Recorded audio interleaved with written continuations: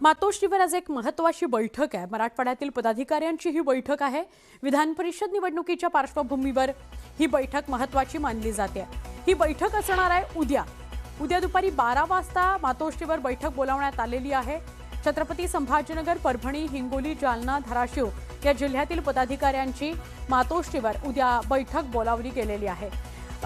विधान परिषदेच्या 18 तारखेच्या मतदानाच्या पार्श्वभूमीवर ही बैठक महत्त्वाची मानली जाते। 12 वाजता मातोश्रीवर बोलवलेलं आहे सगळ्या पदाधिकाऱ्यांना।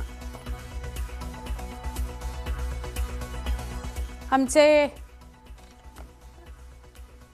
महत्त्वाची बातमी येते। आमचे प्रतिनिधी आपल्या सोबत जोडले गेलेले आहेत। सुमित आपल्या सोबत आहेत।